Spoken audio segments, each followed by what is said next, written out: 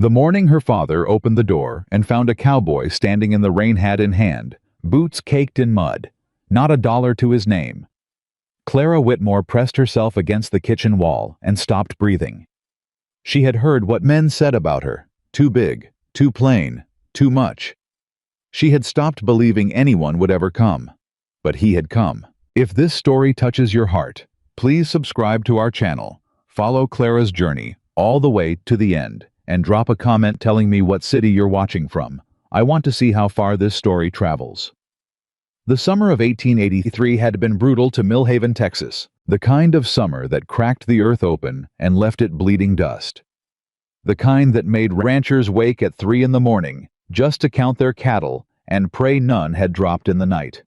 Wells ran shallow, tempers ran hot, and the town, as it always did when things got hard, turned its cruelty toward whoever was easiest to wound. In Millhaven, that had always been Clara Whitmore. She was 24 years old. Soft brown hair that caught the light when she stepped outside. Eyes the color of still river water, green and gray, and complicated the kind of eyes that held things they never said out loud. Her face was round and lovely, in the way that sunsets are lovely generously, without apology. But Clara was a large woman, full-figured. Heavy in the way that a town like Millhaven could not forgive, because small towns need someone to look down on. And Clara had spent the better part of her life filling that particular role. She knew what they said. She had heard it since she was old enough to understand words. Too big for any man to want her. That was Mrs. Dobbins at the dry goods store, saying it loud enough that Clara could hear through the cracked window while she waited outside with her father's order. Pretty face, such a shame. That was Reverend Alcott's wife, who smiled at Clara every Sunday and whispered that sentence the moment Clara turned away. She'll die alone on that ranch. That was just about everyone. Clara had learned to carry those words the way she carried everything else, quietly in the wide space of her chest, pressing them down beneath the work that needed doing. Because there was always work. Her father, Thomas Whitmore, was 61 years old and moving slower every season. The ranch, 40 acres of stubborn Texas land, needed 2 strong people to run it, and most days it only had 1. Clara never complained. She rose before the sun. She fed the horses. She checked the fences. She hauled water from the well before the heat made it miserable. She cooked. She repaired. She made decisions that most men twice her age would have struggled with, and she made them alone, because the town had decided she wasn't worth consulting. That morning, the morning that would change everything, began like every other morning. Clara was in the barn, working on the east fence latch that had been sticking since February.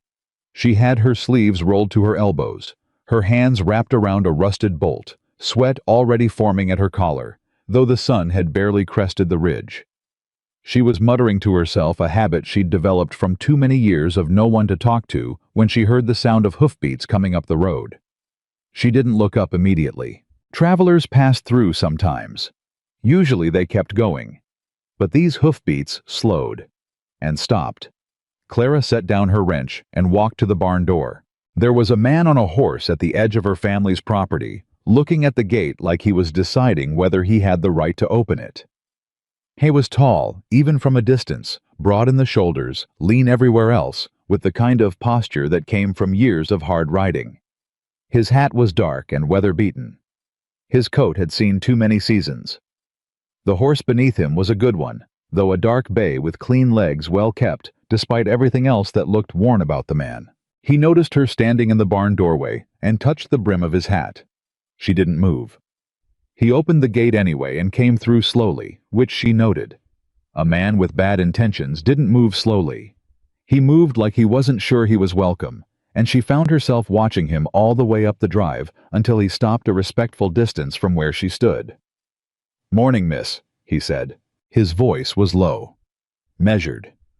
Texas-born by the sound of it, though roughed up by years somewhere farther west. "Morning," Clara said. "I'm looking for Thomas Whitmore. I was told in town he might be needing ranch help." Clara studied him. He met her eyes without flinching, which already made him different from most men who came to the property.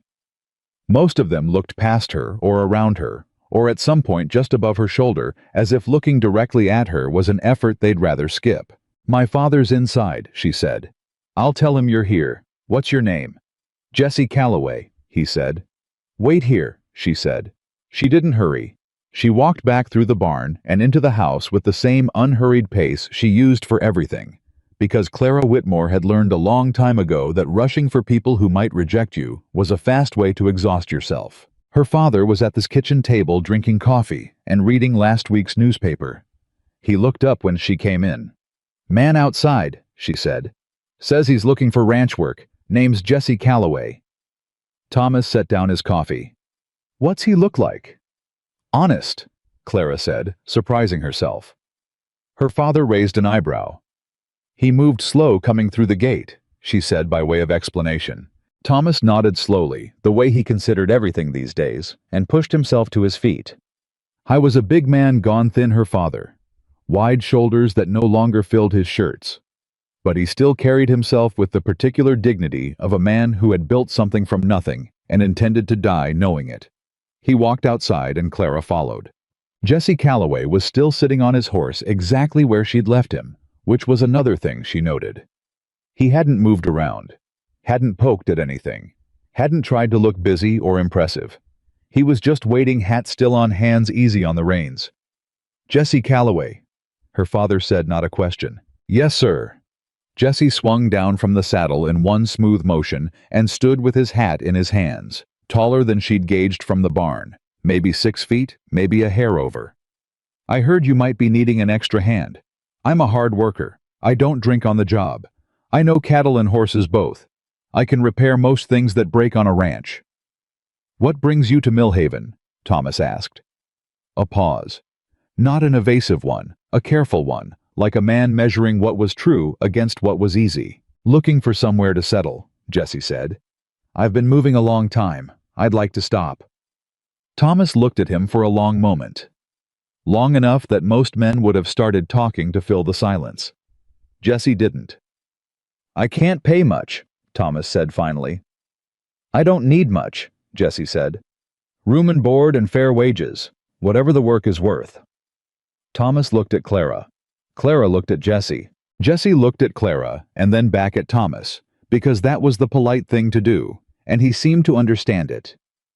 Come in for coffee, Thomas said. We'll talk.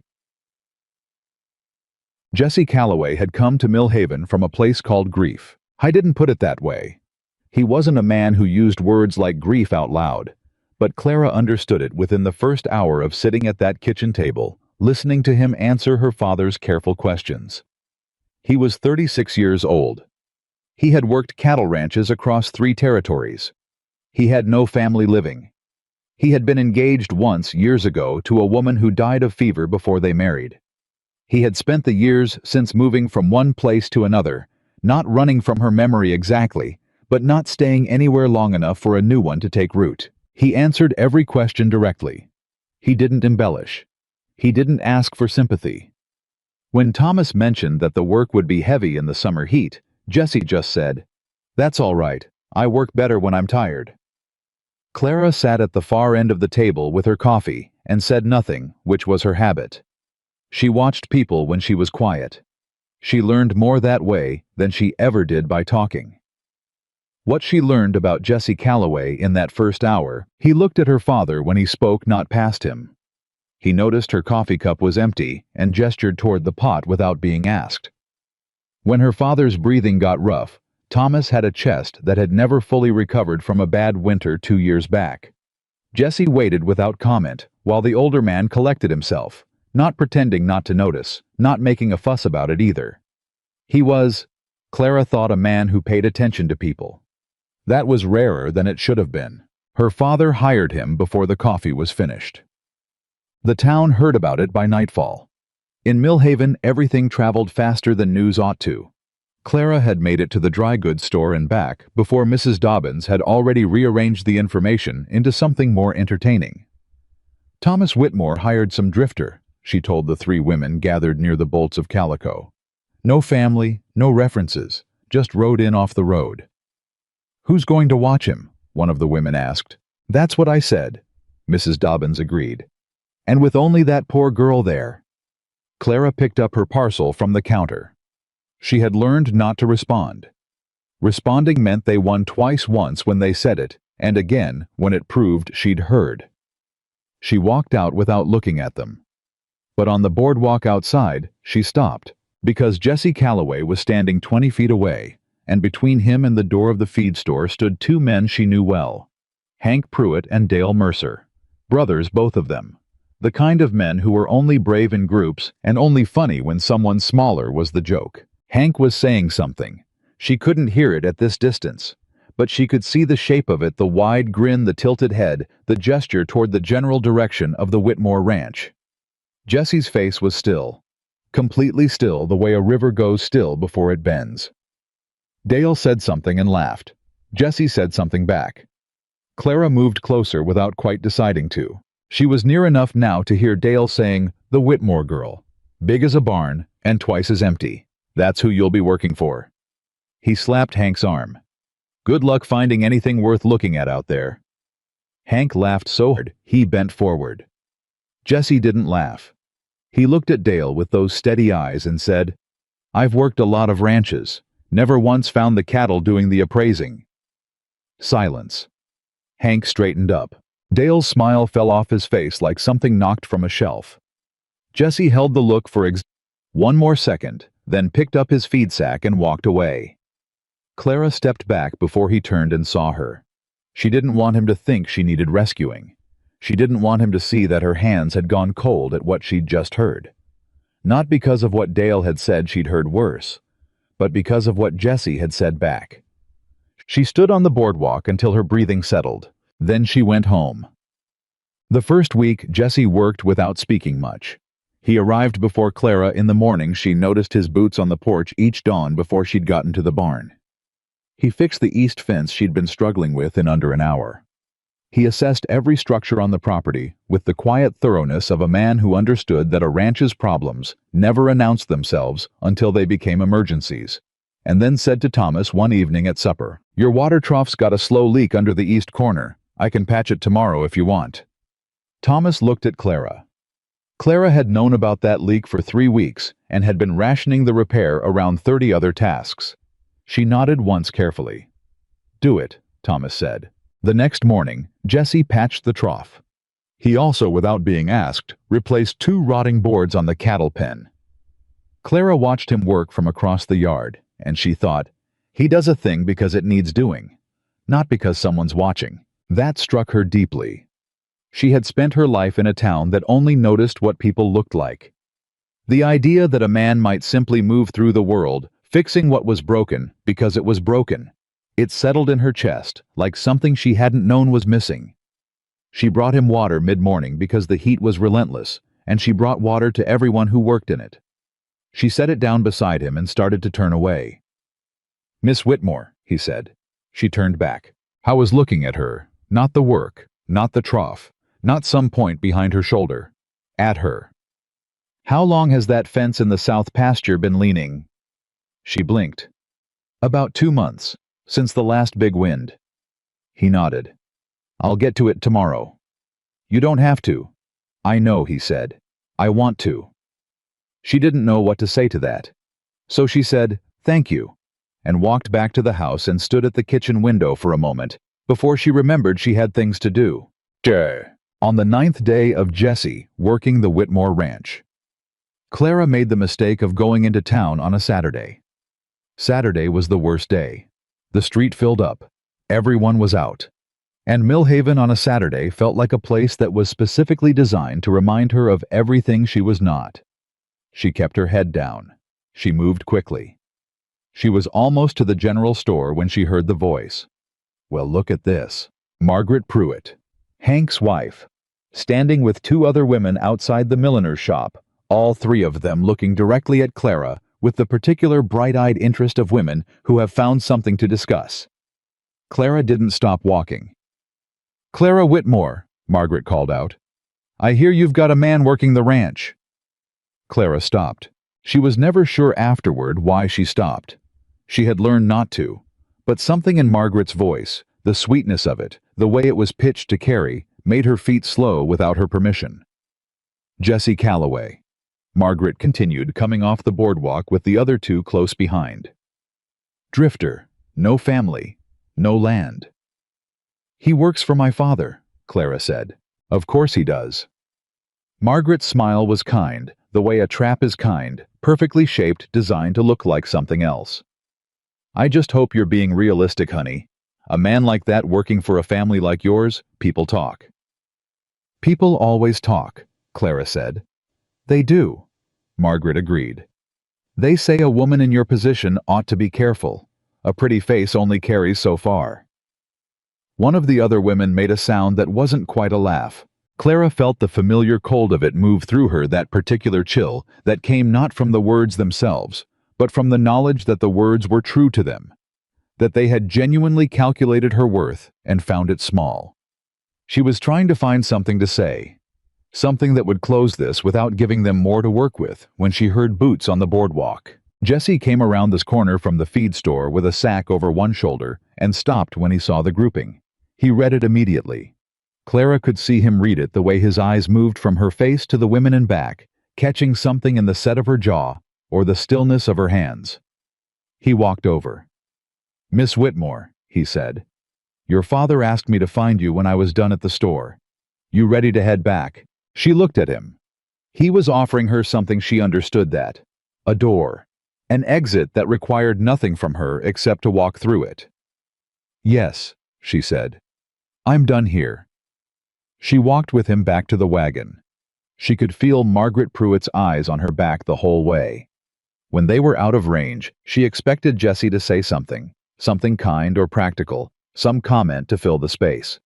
He didn't. He helped her up onto the wagon, climbed up himself, clicked the horse forward, and said nothing. After a moment, Clara said quietly, I didn't need saving.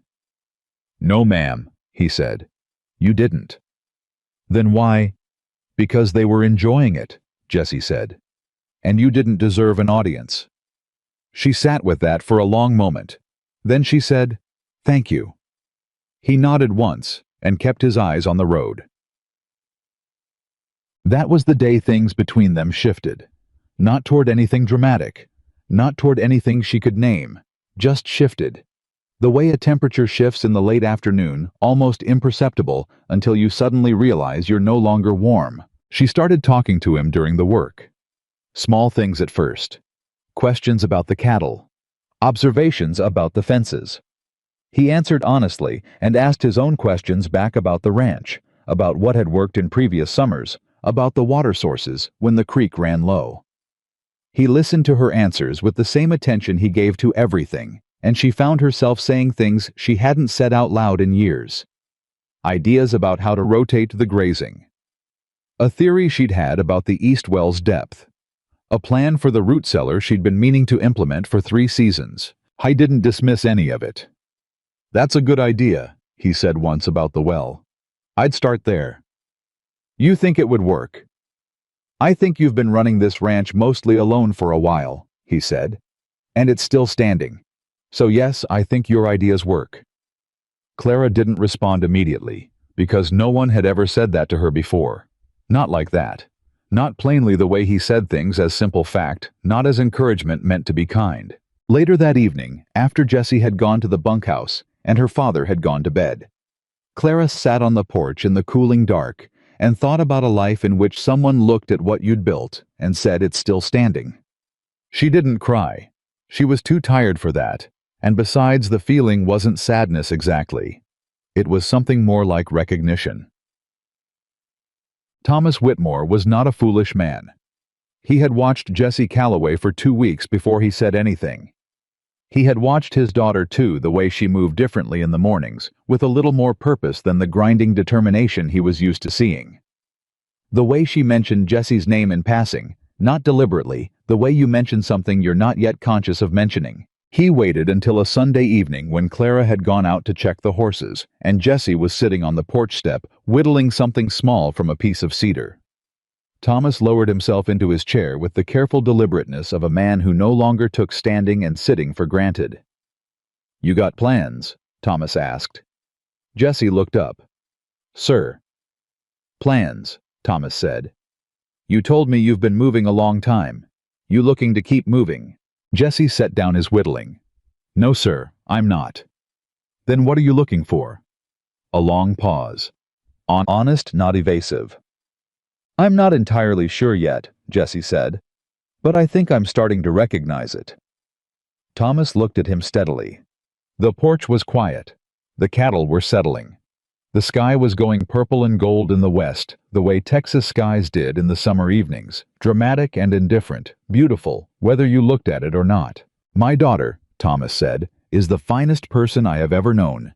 She has worked this ranch and kept my spirits and asked for nothing in return, because she loves this land and she loves me, and she is made of better material than most people ever come near."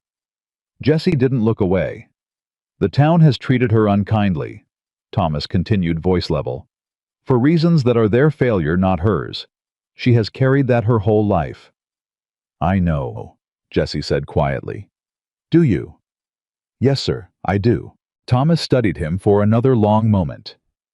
"She doesn't need a man who thinks he's rescuing something," he said finally. "She needs a man who's smart enough to recognize what he found." Jesse picked up his cedar piece again, turned it in his hands. "I understand that," he said. Thomas nodded. He didn't say anything else. Neither did Jesse. But something was settled between them.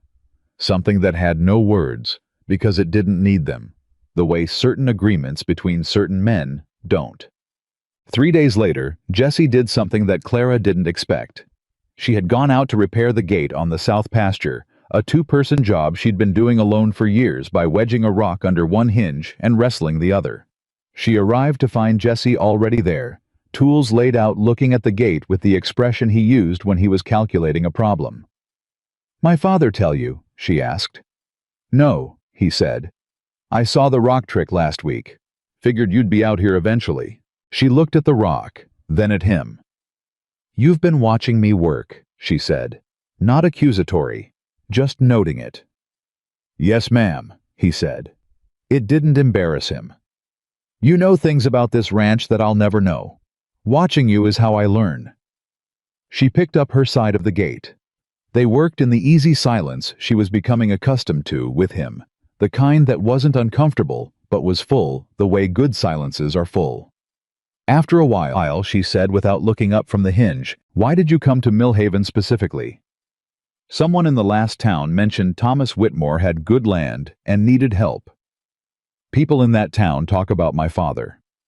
People talk about this ranch," Jesse said. "Said it used to be one of the best run in the county." Clara stilled slightly. "Used to be," she said. "Before Thomas got sick," he said simply. "Before it got hard." She worked for a moment without answering. "It'll be one of the best again," she said. It wasn't defensive. It was just true. She said it the way she said things she knew. Jesse looked at her over the gate. "I believe that," he said. "I believed it before I got here." The gate swung level. Clara stepped back and checked the line of it straight and clean. "Good," she said, meaning the gate. But they both understood she might have meant something else entirely. The summer deepened. The heat pressed down on Millhaven like a hand, and in that heat, while the town watched and whispered and waited to see what would happen at the Whitmore ranch with the stranger who didn't know his place, Clara Whitmore, for the first time in 24 years, started to feel like someone who was exactly where she was supposed to be. She didn't name it. She was too careful for that. But in the mornings when she came out to find Jesse already working, and in the evenings when they sat with Thomas on the porch and talked about the work and the cattle and the things that needed doing, something in her that had been locked for a very long time began very slowly to open. It frightened her. She had spent years believing that certain things were not for her. Not because she had decided that no one decides that for themselves, but because enough people said it often enough and long enough that it became the air she breathed. Jesse Calloway was changing the air. Not through big gestures, not through speeches, through the ordinary, daily, unremarkable fact of treating her like someone worth treating well. And Clara Whitmore, who had survived almost everything the town had thrown at her, was starting to realize that the hardest thing she had ever faced was not their cruelty. It was the terrifying possibility that someone had seen through all of it. To her. and stayed. The shift happened so quietly that Clara almost missed it. One morning, a Tuesday, dry and breathless. The way all the mornings were that summer, she came out to the barn and found Jesse standing at the workbench with a piece of paper in his hand. Not reading it. Just holding it the way a person holds something they've read enough times to have memorized. She almost turned back. She had not made a habit of intruding on his quiet moments, because she understood the value of quiet moments in a way most people didn't. But he heard her step and looked up and folded the paper without hurrying. "Morning," he said. "Morning, morning," she said. "Everything all right?" A pause. Honest the way his pauses always were. "Letter from a man in Colorado," he said. "Old outfit I worked with. He's offering me a foreman position." Clara kept her face still. She was good at that. "That's a good position," she said. "It is," he said. He tucked the letter into his shirt pocket and turned back to the workbench, and Clara went about her morning, and neither of them said anything else about it for 3 days. But the letter sat between them like a stone dropped into still water, sending out rings that neither of them acknowledged. She didn't ask him what he intended to do.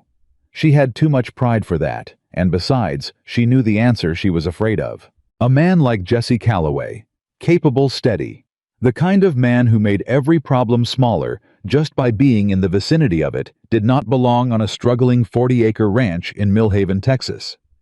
He belonged somewhere larger, somewhere that could give him what he deserved. She understood that. She told herself she understood that. And she went on working. The problem was that Jesse went on working too. He did not mention the letter again. He repaired the south water trough and rebuilt the cattle pen gate and spent an entire afternoon on the roof of the smaller barn, fixing a section that had been leaking since before Clara could remember. He worked with the same unhurried focus he brought to everything. And when the day was done, he sat on the porch step with her father and talked about what needed doing next week and the week after that, like a man making plans. Clara watched from the kitchen doorway and thought, "He's still here," which was not a conclusion. It was just a fact. But it was a fact she found herself checking every morning like she checked the water levels and the cattle count. Still here, still here, still here. It became a rhythm under everything else. Then Margaret Pruitt came to the ranch on a Wednesday afternoon. Clara saw the buggy from the garden and felt the particular tension she always felt when certain people turned up uninvited, not fear exactly. More like the sensation of a storm front moving in. You know what's coming. You just don't know which part of it will hit. Margaret climbed down from the buggy in a dress that had no business being worn to a working ranch, and came up the walk with the bright, purposeful stride of a woman who had decided to do something and would not be deterred. "Clara," she said, "I hope I'm not interrupting." "You are," Clara said pleasantly, "but come in anyway." Margaret sat at the kitchen table and accepted coffee with the air of someone performing a social obligation rather than actually wanting coffee. She talked for several minutes about nothing. The heat, the summer social, a new family that had moved into the old Carson place, and Clara let her talk because she knew this was not what Margaret had come to say. Finally, Margaret set down her cup. "I'm going to be direct," she said. "I'd appreciate that," Clara said. "People are talking about Jesse Calloway," Margaret said. "About him being here, about the amount of time you two seem to be spending together." She paused as if gauging Clara's reaction, and when she got nothing, she pressed on. Clara, I'm saying this as someone who cares about your well-being. A man like that, a drifter, no roots, no land, he's not going to stay. And when he goes, the talk is going to be unkind." "The talk is already unkind," Clara said. Margaret blinked. "What I mean is—" "I know what you mean," Clara said. She kept her voice even, not angry, not defensive, just level the way she'd learned to be. "You mean that a man who actually treats me with respect must have an ulterior motive, because no man would do that otherwise. You mean that whatever happens, I'll end up looking foolish. And you mean that the kindest thing you can do is tell me so before it happens." Margaret opened her mouth. "I appreciate your concern," Clara said. "I really do. But I have been managing people's expectations of me since I was old enough to understand what those expectations were. I don't need help with that." A long silence. Margaret picked up her cup, set it down again. "You're a stubborn woman," she said. "Yes, ma'am," Clara agreed. "I am." Margaret left 20 minutes later, and Clara stood at the kitchen window and watched the buggy go. Her hands were steady. Her breathing was steady.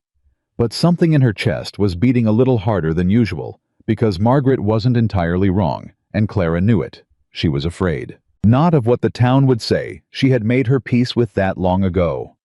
She was afraid of something much quieter than that. She was afraid of wanting something she had convinced herself she didn't want.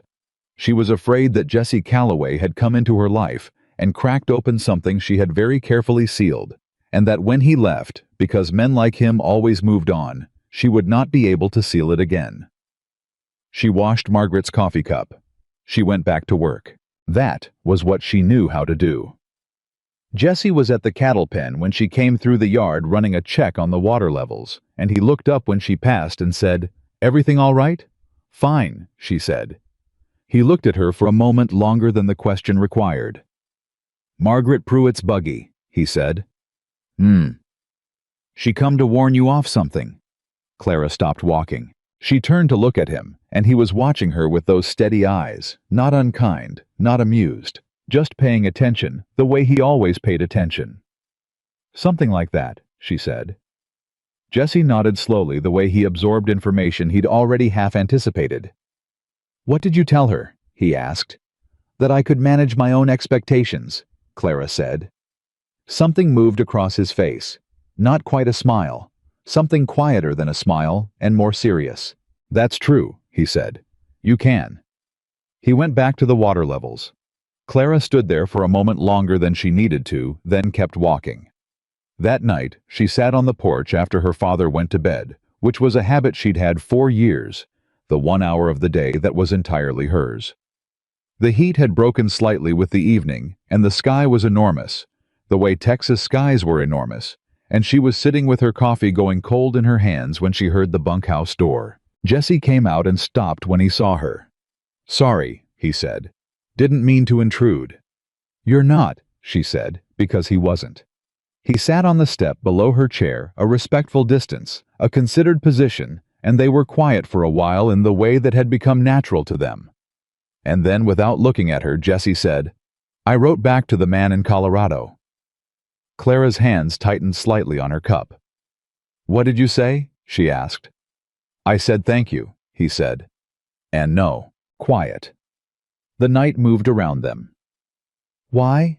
Clara asked carefully. Jesse was quiet for long enough that she thought he might not answer. Then he said, "Because I told your father I wasn't looking to keep moving, and I meant it." She didn't respond. She didn't trust herself to respond. After a moment she said, "That's a significant thing to turn down." "Yes, ma'am," he said. "It is." "You should be sure about it." He turned then and looked up at her, and in the dark she could see his face clearly enough to read what was in it, and what was in it was the same thing. It always was. Something settled and certain and unperformed. "I'm sure," he said. She looked at him for a moment. Then she looked back at the sky. "All right," she said. It wasn't an answer. It wasn't a declaration. It was just the truth of how things stood acknowledged between them without ceremony, the way they acknowledged most things. She was still afraid. But something underneath the fear was quiet, in a way it hadn't been before. The ranch had that effect on her, she told herself. The night did. She almost believed it. The trouble started the following Saturday, and it started because of a man named Harlan Dodd. Harlan Dodd owned the biggest spread in the county, 400 acres of good cattle land north of town, and he was the kind of man who made sure everybody knew it. He was 52 years old, heavy in the jaw and the gut, with a salesman's smile, and the particular confidence of a person who had never once been told no by anyone who mattered. Clara had known him her whole life. She had never liked him. She had never had cause to say so directly, because Harlan Dodd had never paid her enough attention to merit a direct response. She was to him the way she was to most of Millhaven background. Furniture. A fixture of the landscape you acknowledged without seeing.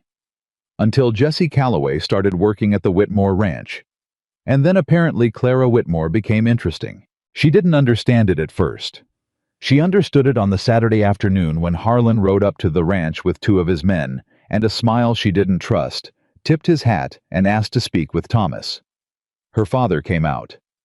Harlan made polite conversation for several minutes.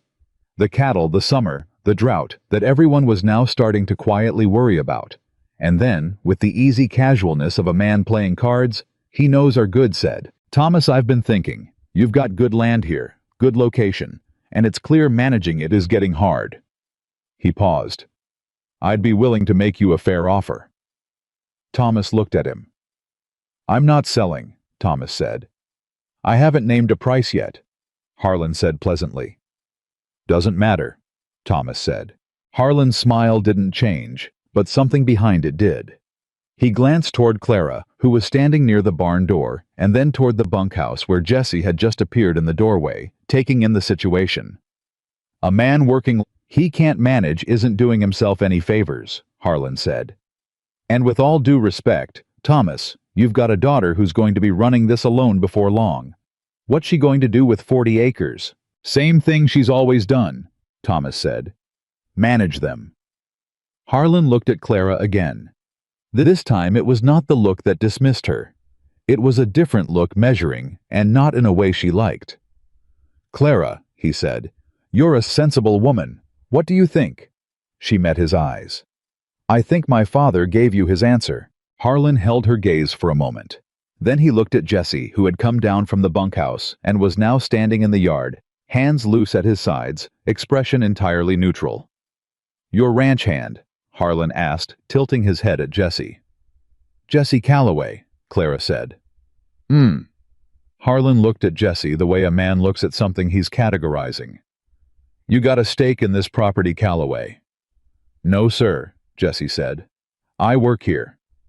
"Then this doesn't concern you?" "No, sir," Jesse said. "It doesn't." But he didn't move. Harlan studied him for another moment.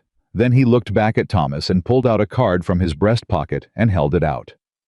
"Think on it," he said. "The offer's fair. Better than what you'd get if things keep going the way they're going." Thomas took the card. He looked at it. He put it in his pocket. "I'll think on it," he said. Which was not what he meant. But it closed the conversation cleanly enough that Harlan could ride away without losing face, which seemed to be what mattered to him. The buggy went down the drive. When it was gone, Thomas let out a long breath and looked at his daughter. "You all right?" he asked. "Fine," she said. "Are you?" "I'm fine," he said. But he looked older. He looked tired the way he looked when something had cost him more than he showed. That night, Clara couldn't sleep.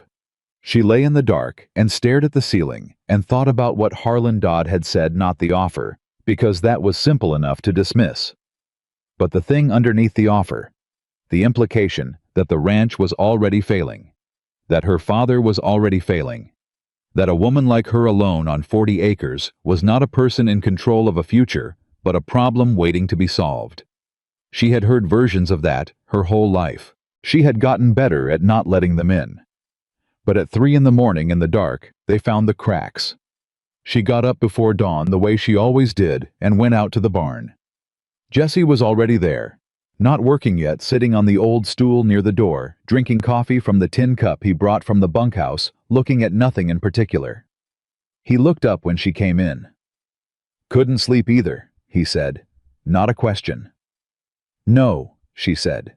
She poured herself coffee from the pot he'd already made and sat on the workbench across from him, and they were quiet. In the way they were quiet, not empty, not uncomfortable. Finally Clara said, "He's going to come back." "Yes, ma'am," Jesse said. "Men like that always do." "My father won't sell." "I know. But if things keep—" She stopped. Jesse waited. "The drought is getting worse," she said. "If we don't have enough water for the cattle through August, we'll have to sell some of the herd. Maybe a lot of it. And if we sell too much—" She stopped again. "Then you're short on income next year," Jesse said. "Yes." He set down his cup. "You mentioned your grandfather built a water system." She looked at him. She had mentioned it once weeks ago in passing. She had not expected him to remember. "He did," she said. "A channel. It ran from the upper creek to the east pasture. He built it in the drought of '61. But it hasn't been used in 30 years, and I don't know what condition it's in. You know where it is? I think so, she said. He left drawings, in the back of the account ledger. Jesse stood up. Show me, he said. She looked at him in the pale early light of the barn. He was not performing urgency. He was not trying to make himself useful for the sake of it. He had simply heard a problem and moved toward it the way he moved toward all problems, with the same unshowy readiness. Now, she said. If you know where the drawings are, he said, now's as good a time as any. She got the ledger. They spread it on the workbench in the barn, and Clara pointed out the hand-drawn lines her grandfather had made 60 years ago. Precise and careful a man who had understood his own land. Jesse studied it without speaking for a long time. He asked 2 questions, how far from the upper creek to the east pasture, and whether the ground between was flat or sloped. Clara answered both. He nodded once. It could work, he said. The channel might be blocked or damaged, but if the original grade is still there, it could work. People won't believe it, Clara said. I mentioned it once a couple of years ago. My father's old hand laughed me out of the barn. Jesse looked up from the ledger. I believe it, he said. She held his gaze. She thought about Margaret Pruitt and Harlan Dodd, and every person who had ever looked at her, and calculated the ceiling above which she was not allowed to go. She thought about 24 years of being told in ways large and small and relentless that her ideas were not worth the air they took up. And she thought about this man standing in her barn at 5 in the morning, bent over a 60-year-old drawing, saying, I believe it like it was the most unremarkable thing in the world. All right, she said. Let's go look at it. They rode out to the upper creek before breakfast. The channel was there, buried under years of growth and debris, but structurally intact in the sections they could see. Jesse dropped to one knee in the dirt and dug down with his hands, checking the slope and the depth. And after a while, he stood up and wiped his hands on his jeans and said, 2 weeks, maybe 3, if we work it hard. You'd help? Clara asked. He looked at her like the question surprised him. Of course, he said. It's not your ranch, she said. No, he said. But it could be my home. He said it simply, without decoration, the way he said most true things. Clara looked at him across the dry grass of the upper pasture, with the early sun coming in sideways and the sound of the nearly empty creek running low between the rocks, and she thought, there it is. There it finally is. The thing she had been afraid to name. The thing she had been refusing to look at directly for 6 weeks. She looked at it now. Then she looked away, because she needed a moment, and Jesse seemed to understand that, because he turned and walked back toward the horses without pushing it. She stood for a moment with the dry wind on her face. Then she followed him. The next 2 weeks were the hardest she could remember, and also somehow among the best. They worked the channel in the early mornings before the heat became unbearable, and in the evenings after it broke. Thomas helped where he could, which was less than he wanted, and more than he should have given his chest. And Clara watched him from the corner of her eye and said nothing, because there were things her father needed to do for his own dignity, and she understood that. The work was brutal. The debris had compacted over decades into something almost solid in places. There were sections where the original stone walls had crumbled and needed rebuilding. Jesse worked without complaint, without posturing, without any of the performance that some men brought to physical labor as a way of proving something. He worked the way he did everything with complete focus and no wasted motion. Clara worked beside him. Not behind him. Beside him. He noticed.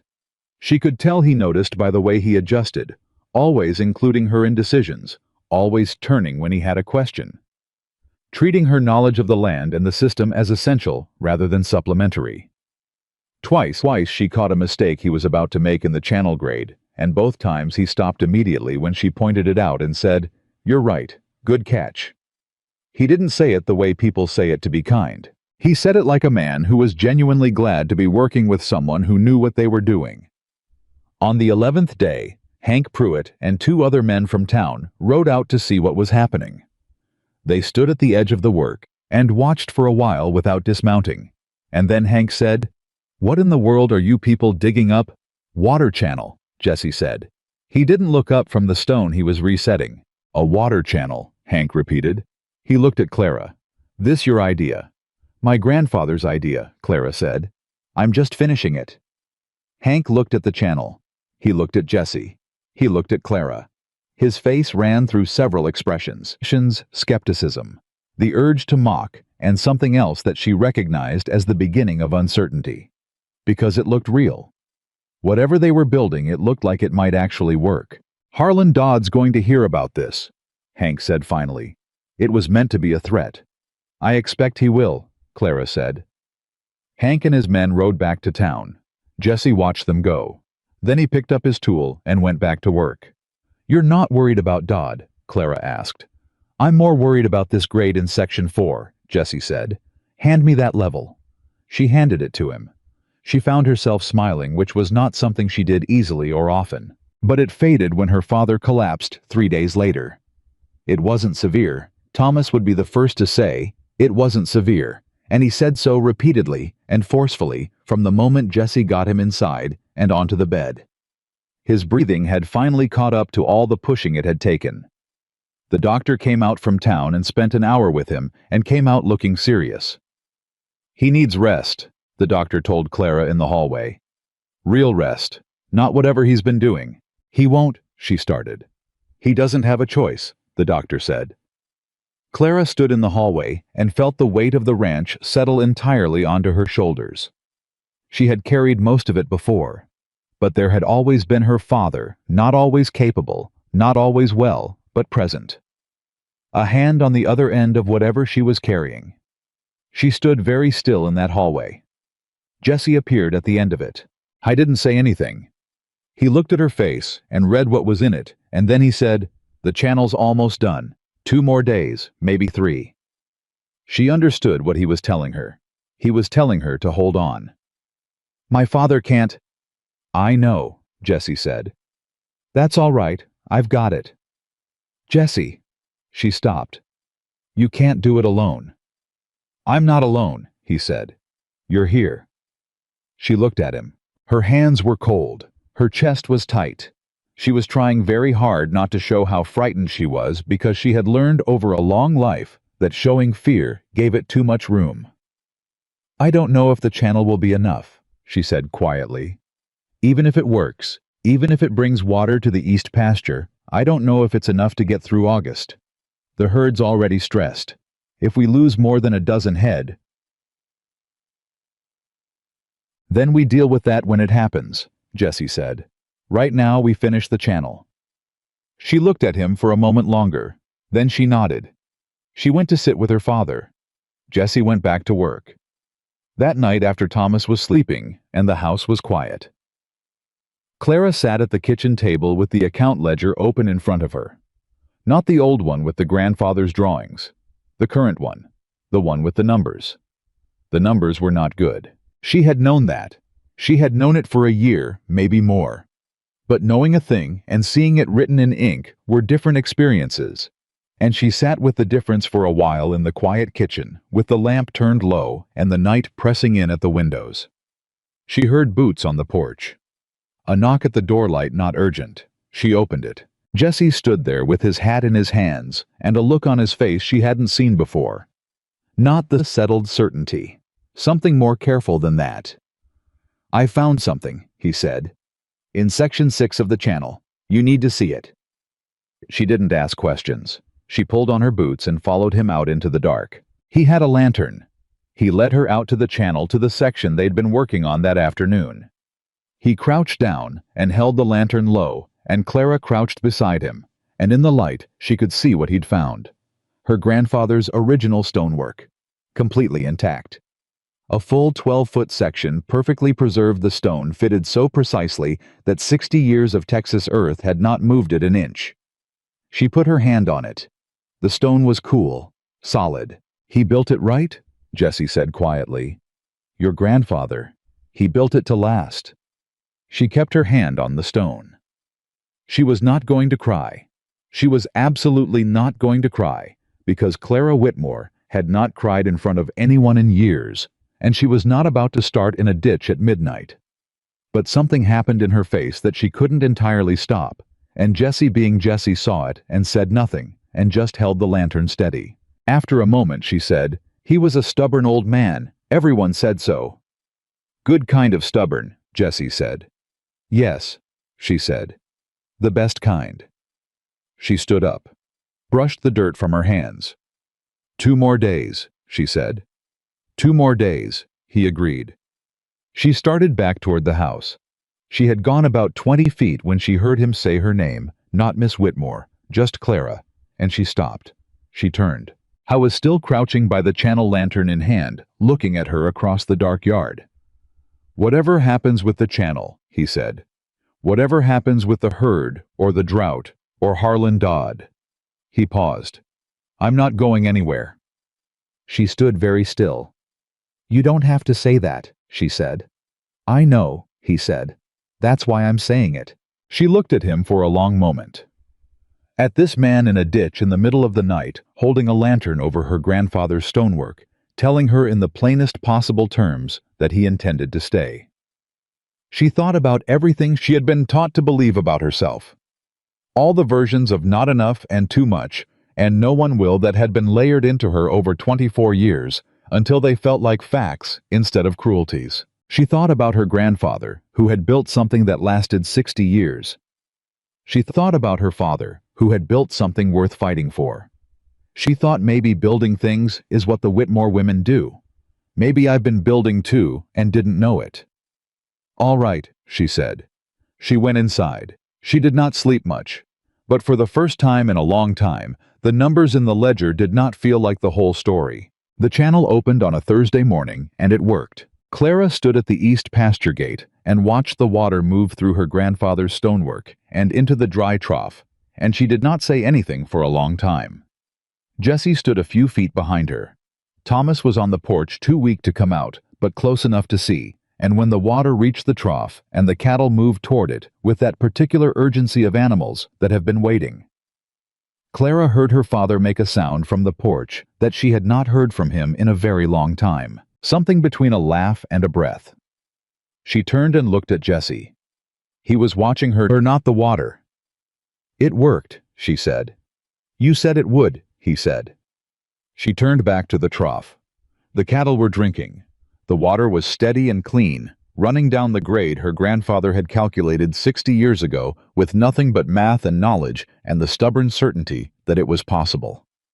She pressed her hand flat against the top of the stone wall. "Thank you," she said, quietly, meaning more than the channel. "You did most of it," Jessie said. "You believed it would work when nobody else did." He was quiet for a moment. Then he said, "That's the easy part. When something's true, believing it isn't hard."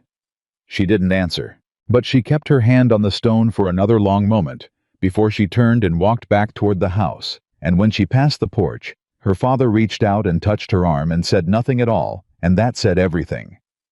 The news reached town by afternoon. Clara had not planned to tell anyone. She had not planned anything except to keep working and keep the cattle watered and get through August with enough of the herd intact to matter. But Hank Pruitt had apparently ridden out that morning on some errand of his own and had seen the water running in the east pasture, and by dinner time 3 ranchers had sent word asking how she'd done it. She didn't answer immediately. She was sitting with her father at the kitchen table when Jessie came in from the yard and set his hat on the hook by the door and said, "You've got company coming." "Who?" "Ed Garrity and Frank Hollis," he said, riding up the south road. Thomas looked at Clara. Clara looked at the door. Ed Garrity ran the second largest spread in the county. Frank Hollis ran the third. Both of them had ignored the Whitmore ranch for years. Not maliciously, just thoroughly, the way prosperous people ignore the struggling ones without even deciding to. They had also, Clara recalled very clearly, been present at the feed store 2 years ago when she had first mentioned her grandfather's channel and been laughed out of the conversation. She stood up. "I'll go out," she said. "I'll come with you," Thomas said. "You'll stay inside," she said. "Doctor's orders." She went out alone. Garrity and Hollis dismounted at the gate with the careful courtesy of men who needed something. Clara recognized that courtesy, It was different from the ordinary kind, softer around the edges, shaped by want. "Miss Whitmore," Garrity said. He was a big red-faced man with a handlebar mustache and the particular manner of someone not accustomed to asking. "We heard about your water channel." "Did you?" Clara said.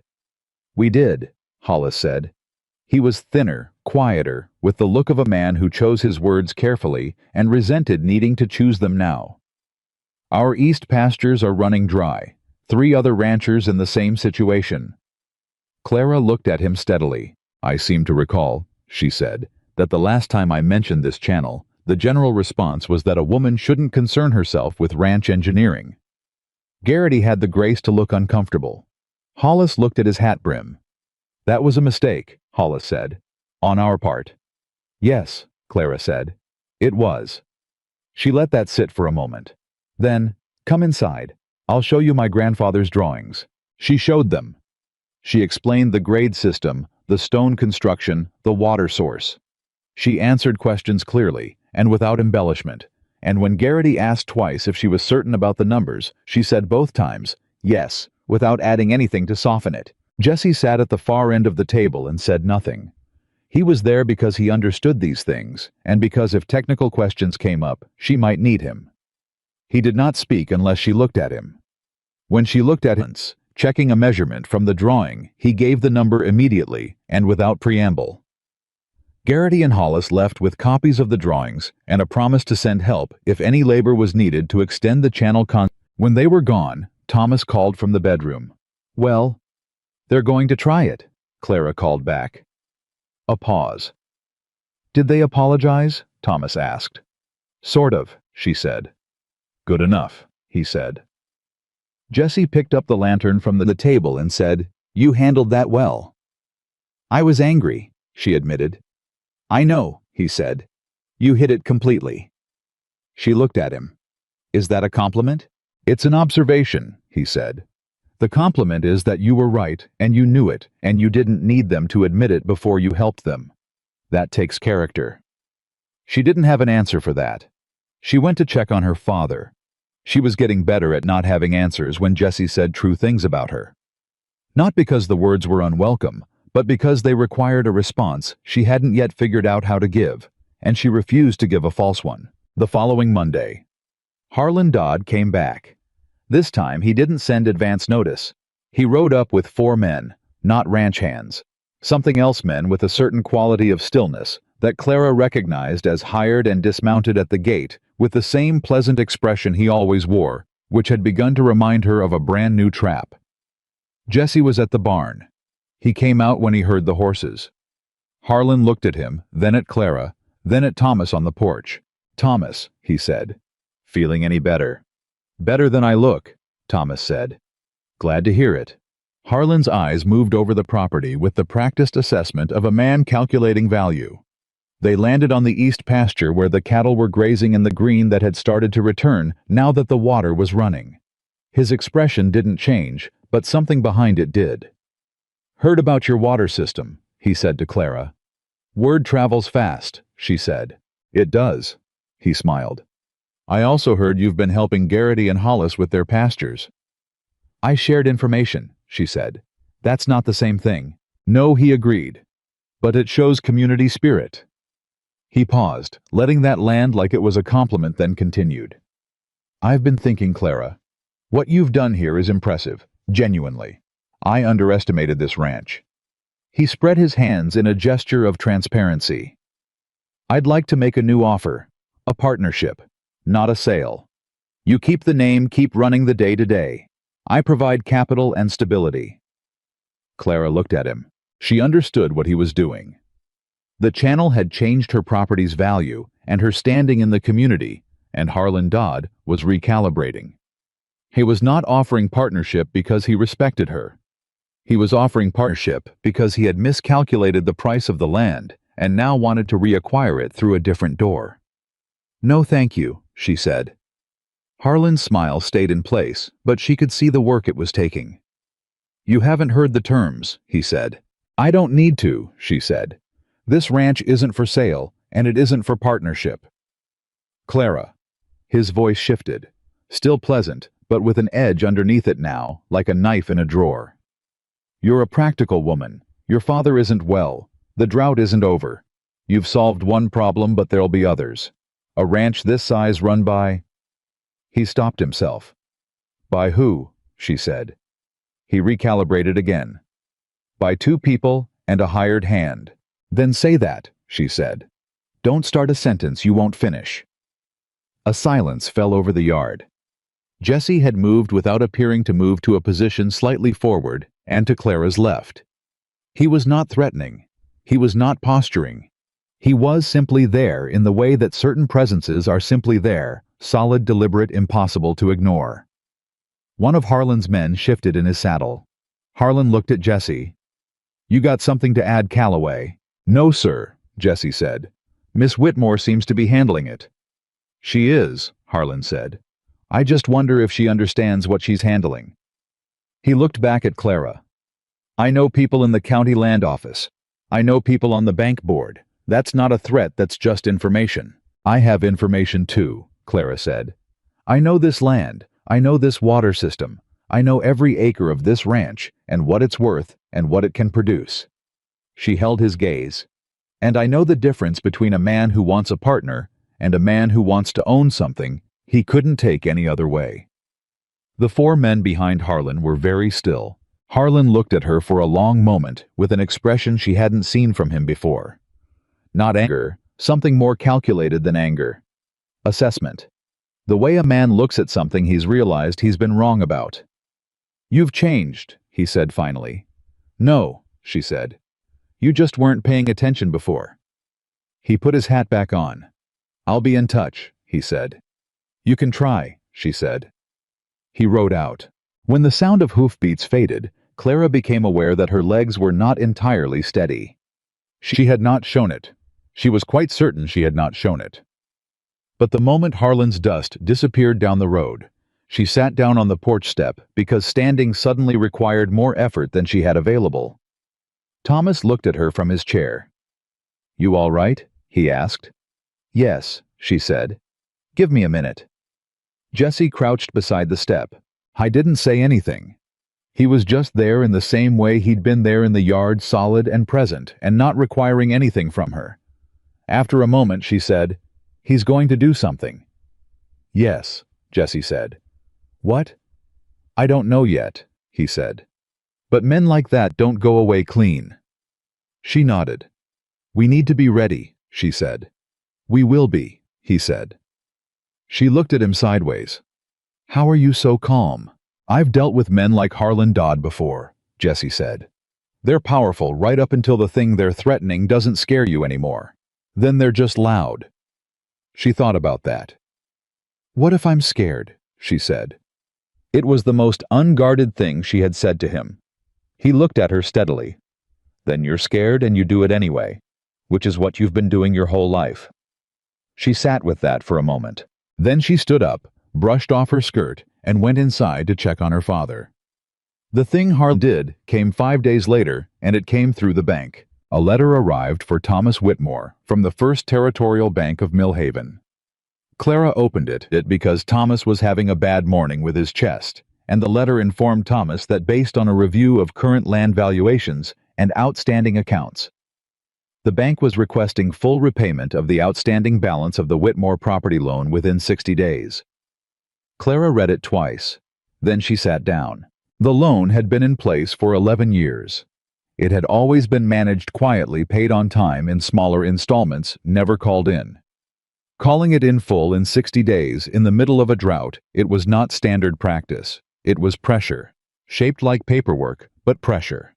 She folded the letter very carefully. She put it in her apron pocket. She went and sat with her father until his breathing settled, and he fell into a light sleep, and then she went to the kitchen table and opened the account ledger and did the numbers for the 4th time that week, hoping they would change. They didn't. Jesse found her there an hour later. He came in for water, saw her face, and sat down across from her without being invited. "Tell me," he said. She told him. He listened without interrupting. When she finished, he was quiet for a moment, looking at the table. "Harlan," he said. It wasn't a question. He said he knew people on the bank board, she said. Yes. Jesse turned the information over the way. He turned problems over without panic, with the careful thoroughness of a man who needed to understand a thing before he reacted to it. How much and how long? She told him the amount. He was quiet again. I have some money put aside, he said. She looked up sharply. Jesse. Not enough, he said. Not close to enough. But some. He paused. Garrity and Hollis owe you something for the channel drawings. Not legally, but they know it. And there are 3 other ranchers who've come around since the water started running. He looked at her. You've spent your whole life being owed and never collecting. I think it's time to ask. I am not going to beg from my neighbors, she said. It's not begging, he said. You helped them. They help you. That's how a community is supposed to work. Millhaven just forgot that for a while. She stared at him. You make it sound simple, she said. The asking is simple, he said. The hard part is believing you're worth asking for. The words landed in the center of her chest. She looked down at the ledger. She thought about 24 years of making herself smaller, of anticipating rejection so effectively that she had rejected herself first before anyone else got the chance, of deciding what was and wasn't available to her based on what other people's faces had told her over years of accumulated small cruelties. She thought about her grandfather, who had built a water channel and trusted it would last. She looked up. All right, she said. They rode out the next morning, Clara and Jesse both. She had written 3 letters the night before, not begging letters, not emotional letters, practical ones outlining what she needed, why and what she offered in return, access to the channel system water rights, her knowledge of the East pasture grades. Garrity said yes before she finished talking. Hollis took 20 minutes and a cup of coffee, but said yes. The third rancher, old Pete Cavanaugh, who barely spoke to anyone but had been sending his men to quietly watch the channel work for 2 weeks, said yes without looking up from the fence post he was working on. Your granddaddy built good work, was all he said. Least we can do. She was back at the ranch by noon. She sat down and did the numbers again, with what Jesse had, with what the 3 ranchers had pledged, and with a careful restructuring of the next quarter's operating budget. It was not comfortable. It was not even close to comfortable. But it was enough. Barely contingently holding its breath enough. She put down the pencil. Jesse was watching her from across the table. We're not losing the ranch, she said. Something moved across his face. Not surprise he had believed it would work before they left that morning, but something like relief, which on Jesse looked like the easing of something he had been holding very carefully. Good, he said. She looked at him. She had been looking at him for 2 months and understanding different things each time. Right now, what she understood was this. He had come here with nothing. He had stayed when he had options. He had given what he had, his savings, his labor, his belief, without calculating the return. He had stood in her yard when Harlan Dodd arrived and placed himself in a position of protection so naturally that she had only recognized it afterward. She had never had that. She had never had someone simply place themselves on her side without her asking. Jesse, she said. What are you actually doing here? He looked at her steadily. Same thing you are, he said. Building something. She held his gaze. You know that's not what I mean, she said. He was quiet for a moment. Then, I know. He set down his coffee cup. I came to Millhaven because someone told me Thomas Whitmore had good land and needed help. That was true, but it's not why I stayed. She waited. I stayed, he said slowly, like a man measuring words he'd been turning over for a while. Because I found a person who works harder than anyone I've ever met and gets less credit for it than anyone I've ever seen. Who has more sense and more courage and more plain human decency than this entire town put together. He paused. And because being around you makes me feel like the years of moving around didn't waste everything. Clara sat very still. She had heard things said to her in her life. Kind things and cruel things and everything between. She had learned to hold them all at a certain distance because distance was protection, and she had needed protection. She did not know how to hold this at a distance. "You're not saying this to be kind," she said. It came out very quiet. "No, ma'am," he said. "I'm not." She looked at her hands flat on the table. "I don't know what to do with that," she said honestly. "You don't have to do anything with it right now," he said. "I'm not going anywhere." She looked up. He was watching her with that settled, certain expression that she had stopped trying to read as anything other than exactly what it was. "You keep saying that," she said. "Because I keep meaning it," he said. She was quiet for a moment. Then she said, "My father is going to ask you your intentions at some point." "I know," Jessie said. "I'm looking forward to it." Something moved through her that she did not have a word for. It was warm and frightening, and entirely against the grain of everything she had taught herself to expect. She stood up. "I need to check the east trough," she said. "I checked it this morning," he said. "It's fine." She stood there for a moment, needing to do something with her hands and having run out of reasonable tasks. "Then I need to," she started. "Clara," he said. She stopped. "It's all right," he said quietly. "Take your time." She sat back down. They finished their coffee in the easy silence that had always been theirs, and it was the same silence, and it was entirely different, and neither of them said anything else for a while, and that was all right too. The crisis came without warning on the last Wednesday of August, the way crises do not announced, not preceded by the courtesy of warning, just suddenly and completely present. Clara woke at 4 in the morning to the sound of cattle. Not the ordinary sound, the panicked kind. The sound that meant something was wrong in the herd.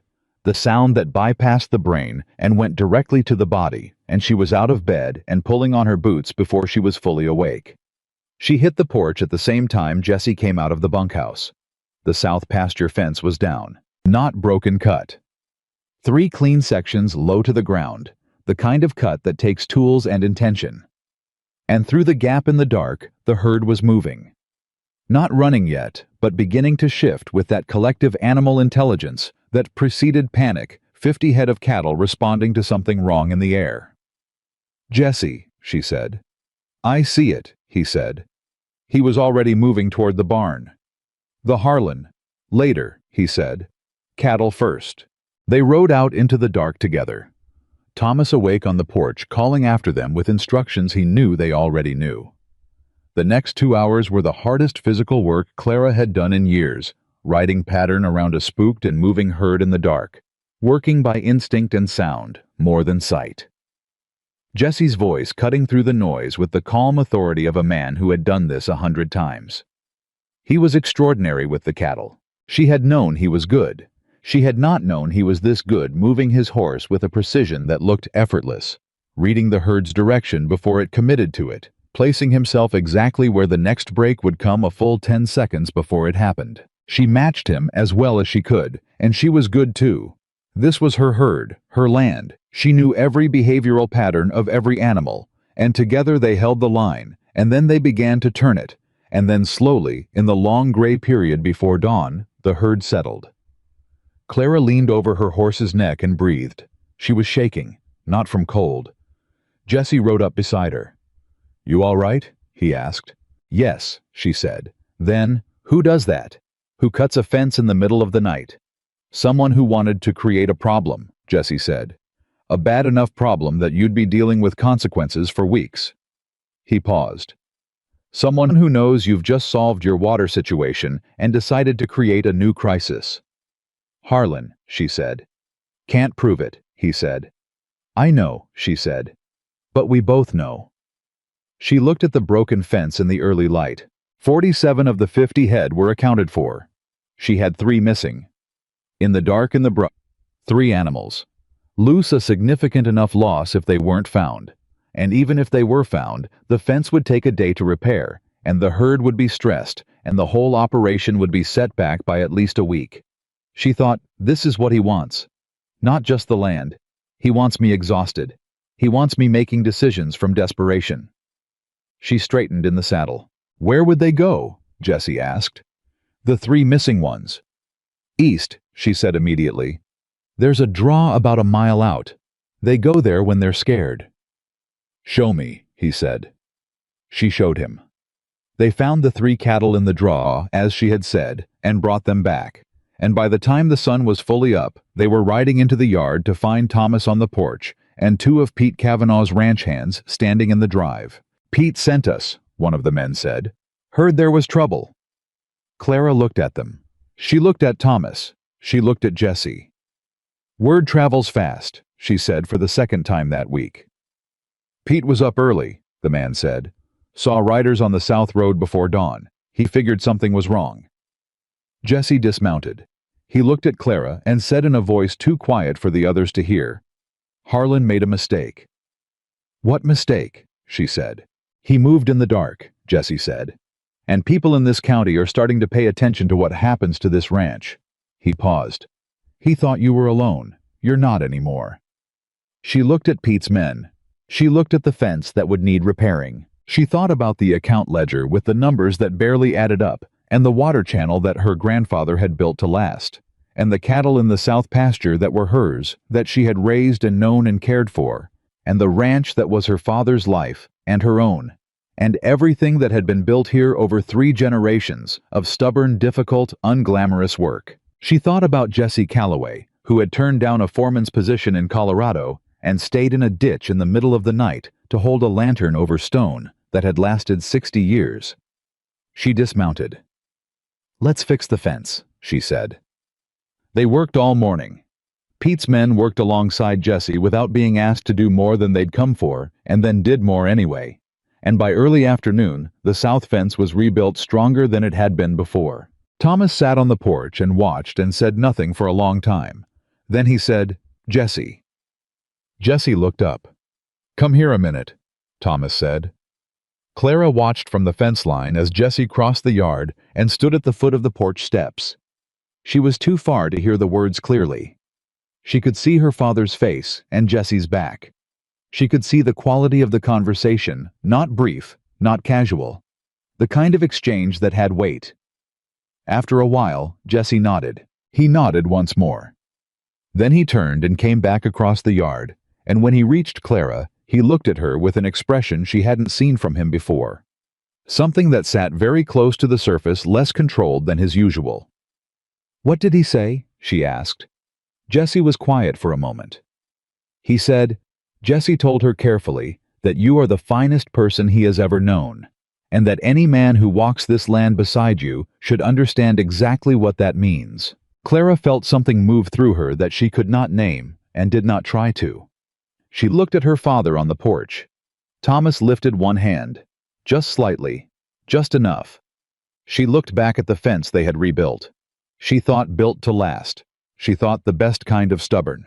Then she picked up her tools and went back to work, and Jesse picked up his tools and worked beside her, and the sun moved across the Texas sky, and the cattle grazed in the south pasture, and the water ran steady and clean through her grandfather's channel, and somewhere in the middle of all of that ordinary, difficult, irreplaceable work, Clara Whitmore understood that something had changed. Not today, not all at once, but changed. The way a season changes so slowly, you can't mark the moment until you look up one morning and realize the whole world is different from what it was. She did not name it out loud. She didn't have to. Some things you know before you say them. And this was one of them. The fence repair held. 3 days passed without incident, which was the kind of quiet that felt less like peace and more like a held breath. Clara worked the ranch the way she always worked it, methodically, without wasted motion. But she checked the south fence line twice a day now, once at dawn and once at dusk, and she noted that Jesse did the same without being asked. They didn't talk about Harlan Dodd directly. There wasn't much to say that they hadn't already said. But his name moved through the ranch like weather, not present, but influencing everything. On the 4th morning after the fence incident, a rider came from town with a letter addressed to Thomas Whitmore from the First Territorial Bank. Not the same kind of letter as before. This one was shorter. It confirmed receipt of the partial payment Clara had arranged through Garrity, Hollis and Kavanaugh and adjusted the repayment timeline accordingly. Clara read it standing at the kitchen counter. She read it a second time to be sure. Then she set it down and looked out the window at Jesse, who was working the water trough in the east pasture, moving with his usual unhurried purpose, the morning light long and flat across the yard. She thought, We bought time. Not victory. Time. She understood the difference. She took the letter to her father. Thomas read it with his reading glasses down his nose and his coffee going cold beside him, and when he finished, he set it on the blanket across his lap and said, "Harlan's going to try again." "I know," she said. "He doesn't lose gracefully," Thomas said. "No." Thomas looked at her over his glasses. "You're not scared?" It was half observation, half question. "I'm scared," she said.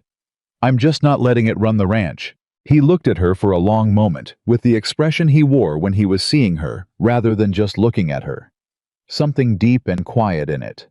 The way fathers look at children who have become people right in front of them, without the fathers quite noticing when it happened. "Your mother would have liked him," Thomas said. Clara blinked.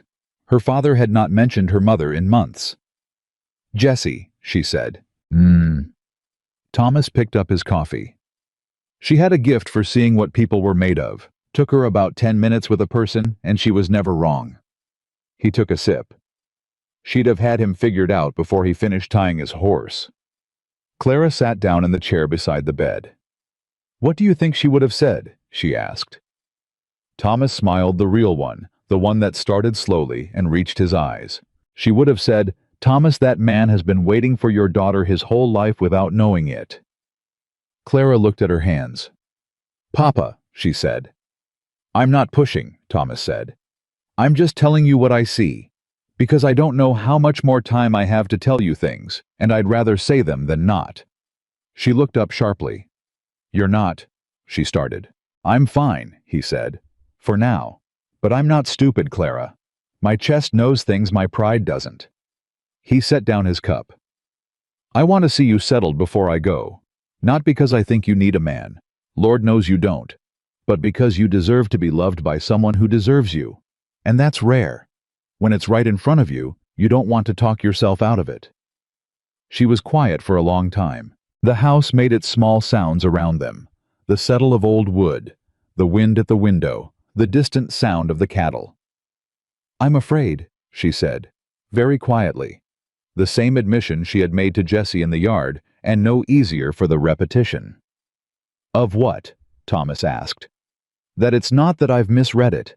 That when things settle down and there's no crisis holding us together, it will turn out to be—" She stopped. "Gratitude," Thomas said. "Yes, it's not gratitude," Thomas said flatly. "I've been watching that man for 2 months. He doesn't stay up half the night fixing fence because he's grateful. He stays because he doesn't want to be anywhere else." He looked at her steadily. "And I'm a good judge of character, Clara. I always have been. It's the one thing I'll boast about." She said nothing, but something in her chest loosened very slightly, the way a knot loosens when you work at it long enough. She kissed her father's forehead and went back to work. The week that followed was ordinary in the best sense of the word. The channel continued to run. The herd stabilized. Garrity sent word that his east pasture was showing improvement based on Clara's drainage recommendations, and Hollis stopped by in person to say the same. Old Pete Cavanaugh sent a jar of his wife's preserved peaches with no note, which was the most eloquent thing Pete had ever communicated. Clara began to breathe again. She had forgotten in the months of crisis what it felt like to work toward something instead of just away from disaster. The sensation was different in the body lighter somehow, despite the labor being identical. Jessie noticed. "You're sleeping better," he said one morning, not looking up from the gate hinge he was lubricating. "How would you know?" she said. "You come out to the barn later," he said. "Before it was before 5, now it's after." She looked at him. How was right? She had not noticed the shift herself. "That's a very precise observation," she said. "I told you," he said. "I pay attention." She handed him the oilcloth, and he took it without looking up, and their fingers touched briefly in the handoff, barely incidentally, and neither of them mentioned it. But she was aware of it for the rest of the morning, with a clarity that was completely disproportionate to how small it was. She was thinking about this later in the afternoon, while she was in the kitchen working on the accounts, when she heard a horse in the yard. Not Jessie's horse, not a horse she recognized. She went to the door. The man on the horse was young mid-20s, neatly dressed in town clothes rather than ranch gear, with the fresh-faced look of someone who had recently been given a job that required him to deliver bad news to people. He had a document in his hand. "Miss Whitmore," he said. "Yes," she said. "I'm from the county assessor's office." He held out the document. "I'm sorry, ma'am. I'm just delivering it." She took it. She did not open it in front of him. She waited until he had turned his horse and ridden back down the drive, and then she unfolded it and read it standing in the doorway, and by the time she reached the third paragraph, her hands had stopped being steady. A formal land assessment. Ordered by the county. Citing changes in property valuation requiring reevaluation of the Whitmore parcel and adjacent water rights. Water rights. Harlan had gone after the water.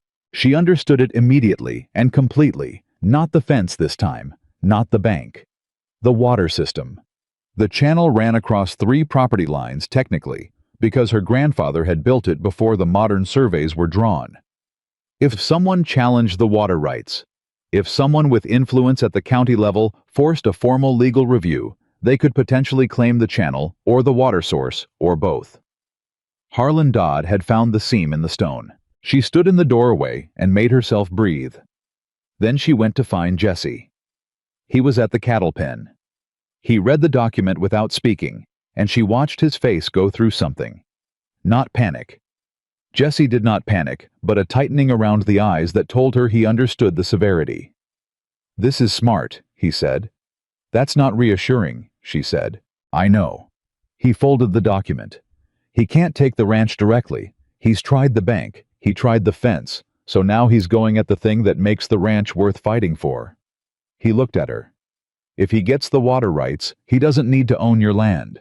He just has to control what makes it viable." Clara sat down on the fence rail.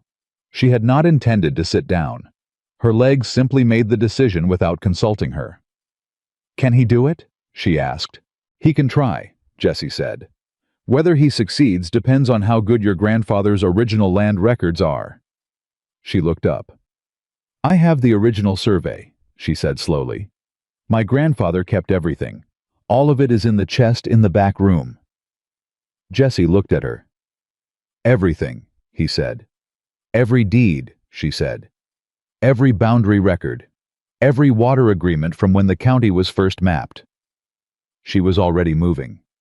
He kept it all. She went into the house. Jesse followed. She went to the back room, the room that had been her grandfather's office, and was now mostly storage, and opened the old wooden chest that sat under the window. She had not opened it in 2 years, maybe 3. It smelled like cedar and old paper.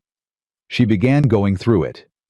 Jessie sat on the floor beside the chest without being asked and began handing her folders as she sorted reading the labels separating by date. An hour in, she found it.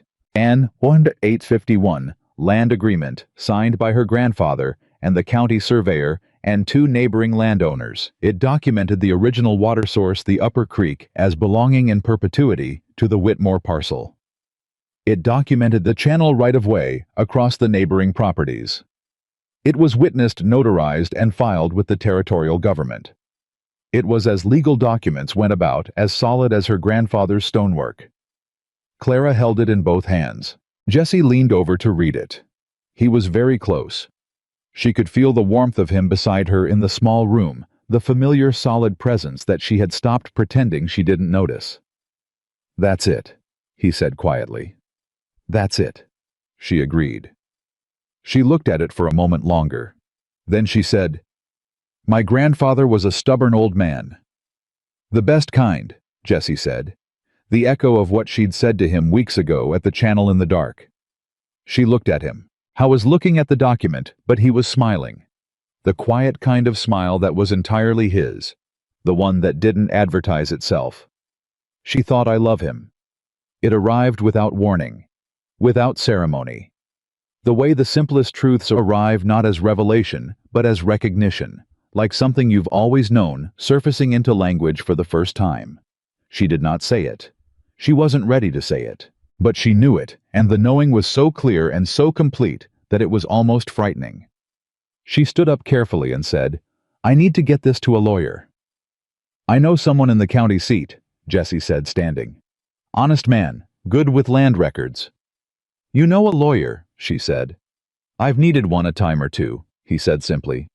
I'll ride there tomorrow if you want. I'll go with you, she said. He looked at her. You sure? He said. It's a long ride. It's my land, she said. I'll go. He nodded once. They left at first light the next morning, Clara and Jessie, with the original 1851 agreement wrapped in oilskin in her saddlebag. Thomas had argued about staying behind, and lost, which he usually did when Clara had made up her mind. Send word when you get there, Thomas called from the porch. We'll be back by dark, Clara said. I know you will, Thomas said. Send word anyway. The ride to the county seat took 4 hours. They talked for some of it practical things, what the lawyer would need, what arguments Harlan's side would make. And for some of it, they were quiet in the easy way. They were quiet, and Clara was aware, riding beside Jessie through the dry Texas morning, that this right here, this ordinary ride, was the kind of thing she had never expected to have. Not the dramatic version, not the fairy story, just someone riding beside her who knew where she was going and why it mattered. The lawyer's name was Arthur Beale. He was 60 years old, thin as paper, with spectacles, and the carefully organized mind of a man who had spent a lifetime making sense of other people's chaos. He read the 1851 agreement twice, excused himself for 20 minutes, returned with 2 reference books and a county map, and then looked at Clara over his spectacles and said, Miss Whitmore, this document is unambiguous. The water rights are yours. Have been since your grandfather filed this in the territorial capital in 1851. He set it down. Whoever is challenging them either doesn't know this exists or is hoping you don't. The second one, Clara said. Beale nodded thoughtfully. Then we file a formal response with the county assessor, attach certified copies of this agreement, and request dismissal of the review. How long will that take? Jessie asked. 2 weeks, Beale said. Maybe 3 for the dismissal to be formalized. And in the meantime, Clara asked. In the meantime, Beale said, the review is on hold pending the response. Nobody touches your water. Clara looked at Jessie. Jessie looked at her. She thought, we're going to be all right. Not the whole future. Just right now, today, this specific battle. But sometimes that was enough. They rode home with the certified copies in her saddlebag, and the long afternoon ahead of them, and somewhere about 2 hours out from Millhaven.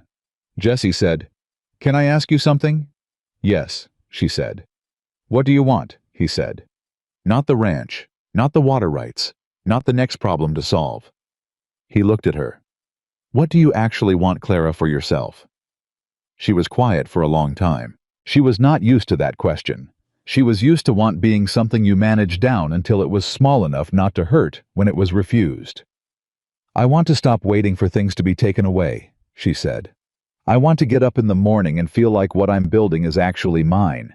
Not defended, not argued for, not justified. She paused. I want it to just be mine. Jessie rode beside her in silence for a moment. It is yours, he said. It has always been yours. Harlan Dodd can't change that. The bank can't change that. The town can't change it. He looked at her. The only thing that ever made you doubt it was people telling you to doubt it. And they were wrong. She looked at the road ahead. Her throat was tight. She didn't trust her voice immediately, so she waited until she did. You're very certain about things, she said. Only the ones worth being certain about, he said. She looked at him. I was watching the road, but there was something in the line of his jaw, the set of his shoulders, something that had been working its way toward the surface for a long time. Jessie, she said. My father told me what you said to him. After Harlan came the second time. He glanced at her. Which part? He asked carefully. That you were starting to recognize what you'd been looking for, she said. A silence. Long enough that the horse's hooves counted out a rhythm between them. He told me something too, Jessie said finally. What? He looked at her fully, then straight on the way he looked at things he needed to see clearly. He said if I intended to court his daughter, Jessie said, I should stop being careful and just do it, before she talked herself out of being receptive. Clara felt the heat rise in her face.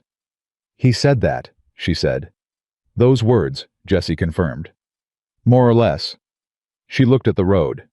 "He's not wrong," she said. A pause. "No, ma'am," Jesse said. "He's generally not." Another silence. But this one was different, charged with something, full of something, the way certain moments fill up right before they change. Clara said very quietly, "So are you going to—" Jesse pulled his horse to a stop. She pulled hers too, and they were still on the road with the Texas afternoon all around them, and nothing but the distance and the sky. He looked at her with that settled, steady expression that she had learned was not restraint, but care, the way he held all important things carefully, because they mattered. "Clara Whitmore," he said, "I would like to call on you formally, with your father's permission, which I believe I already have, with the intention of—" He paused. "Of seeing where this goes, if you're willing." She looked at him. She thought about 24 years of being told she was too much and not enough simultaneously. She thought about the weight of that, how it had calcified over time into a kind of certainty. Not self-pity. She had never allowed herself self-pity, but a genuine practiced belief that certain things were not available to her. She thought about Jesse, who had come through her gate moving slowly because he understood that patience was respect. "I'm willing," she said. He nodded once, solemnly, the way he confirmed important things. Then he clicked his horse forward, and she rode beside him, and they went home in the long golden light of the Texas afternoon, and it was not dramatic, and it was not what she had imagined love would look like when she was young enough to imagine it. It was better than that, because it was real. They arrived back at the ranch to find Thomas on the porch with two of Pete Cavanaugh's men, and the expression on his face that she recognized immediately as carefully neutral, which meant something had happened that he was managing before she got there. She dismounted. "What is it?" she asked. Thomas looked at Jesse, then at Clara. "Harlan Dodd," he said, "was found this afternoon at the county assessor's office trying to file an amended claim, additional documents." He paused. "Except one of the clerks recognized the paper as new, not historical, not original." Clara went still. "He forged something," Jesse said. It wasn't a question. "Tried to," Thomas said. "The clerk flagged it. Called Arthur Beale. Apparently Beale is well known in that office. And Beale told them about your visit this morning and the 1851 agreement." Thomas folded his hands on his lap. "The county assessor is opening a formal inquiry into Harlan Dodd's submission." Silence. Clara processed this. "He forged documents," she said. "He tried to," Thomas said. "He's been so certain he'd win," Jesse said slowly, "that he decided to guarantee it." Clara looked at her father. Thomas looked back at her with that same expression, the one that saw her. "It's not over," he said. "Men like Harlan have lawyers and money and patience. But he made a mistake tonight." He paused. "And in this county, mistakes like that have a way of traveling." She stood in the yard. The evening was settling around the ranch, the cooling air, the cattle sounds from the south pasture, the creek running low but steady through her grandfather's channel. She had been up since before 4 in the morning. She had ridden 8 hours. She had sat in a lawyer's office and come home with something solid and documented and true. And now Harlan Dodd had overplayed his hand. Not finished. Thomas was right. Not finished. But shifted. Jesse came to stand beside her, not touching, just there in the way he was always there. "You should eat something," he said, "and sleep." "I know," she said. "Tomorrow it starts again," he said. "But tonight, it's just tonight." She looked at the sky, big and dark and full of more stars than she could count. She thought about everything she had been afraid to want. About a woman who had been told for 24 years that the walls around her were permanent. About the channel that had been buried for 60 years in the earth and still ran clean and true when someone finally believed it was worth digging for. She thought about Jesse Calloway, who had come through her gate moving slowly because he wanted her to know he could be trusted and had not once in 3 months given her a reason to think otherwise. She turned to look at him. He was looking at the sky too. His face was quiet. Everything about him was quiet, the particular quiet of a man who had been moving for a very long time and had finally in this yard on this ranch beside this woman stopped.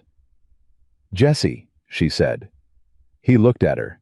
"Thank you," she said, "for all of it." He looked at her for a moment. "Thank you for letting me," he said simply. She held his gaze, and then she went inside, and she sat with her father for a while, and she ate, and she went to bed. And for the first time in longer than she could clearly remember, she fell asleep without the numbers running in her head, or the sound of threats she couldn't answer, or the weight of a town's cruelty pressing down through the dark. She slept like someone who had come home. And in the morning, she got up and went to work. And Jesse was already there. The county assessor's inquiry into Harlan Dodd's forged documents took 11 days. Clara knew because she counted them, not obsessively. She had too much work for obsession, but with the careful awareness of someone who understood that 11 days of legal process was 11 days of Harlan having access to lawyers and money, and the particular creativity of a man who felt cornered. She did not underestimate him. She had made that mistake once early on, when she had thought his first offer was simply greed, and not the opening move of something more systematic. She did not make it twice, so she worked. She checked the channel twice daily. She managed the herd. She sat with her father in the evenings and talked through the ranch accounts with the methodical patience of someone who had learned that numbers unlike people told the truth if you looked at them long enough. And Jesse was there, not intrusively, not performing, just present in the way he had been present since the beginning, a steady point in the landscape of her days, as reliable as the east fence and considerably more interesting. They had not spoken again about what had been said on the road from the county seat. They had not needed to. Something had settled between them with those words, "I would like to call on you formally," and the settlement was solid enough that it did not require constant confirmation. She knew where he stood. He knew where she stood. The rest would come in its own time, and neither of them was the kind of person who needed to rush the things that mattered. But she thought about it. She thought about it more than she intended to, and the thinking was not anxious the way her thoughts had been anxious for most of her life. It was something warmer than that, something she was still learning to tolerate without immediately finding a reason to distrust it. On the 11th day, Arthur Beale rode out himself. She knew it was significant the moment she saw him. Lawyers sent letters. They rode out when the news was too large or too complicated for a letter to carry adequately. She brought him inside. Thomas was at the kitchen table better this week, more alert, insisting on being present for anything that pertained to the ranch, and Jesse stood near the door with his arms folded and his face composed. Beale sat down, opened his satchel, and laid 3 documents on the table. "The county assessor has completed its inquiry," he said. "The documents Harlan Dodd submitted were confirmed to be fraudulent. The paper was dated 1849, but the ink compound was inconsistent with materials available before 1870. He paused. Someone was careless or very confident they wouldn't be caught. Clara looked at the documents. "What does this mean?" Thomas asked. "It means," Beale said, "that the water rights assessment has been formally dismissed. Your 1851 agreement stands without challenge." He paused again, and this pause had more weight than the others. "It also means that Harlan Dodd is facing a formal fraud charge from the county. He has engaged legal counsel in Austin." Silence. Thomas let out a slow breath. "Will he fight it?" Jesse asked from the doorway. "He'll try," Beale said. "Men with his resources always try. But fraud charges of this nature are difficult to defend when the evidence is physical. The ink doesn't lie." He looked at Clara. "I want to be honest with you, Miss Whitmore. This process may take months. His lawyers will attempt to complicate it. But the water rights question is settled. Your ranch is not in legal jeopardy on that front." Clara looked at the documents on the table. She had been prepared for this moment for 11 days. She had rehearsed how she would receive the news steadily, practically, without the embarrassment of visible emotion in front of a lawyer and her father and Jesse.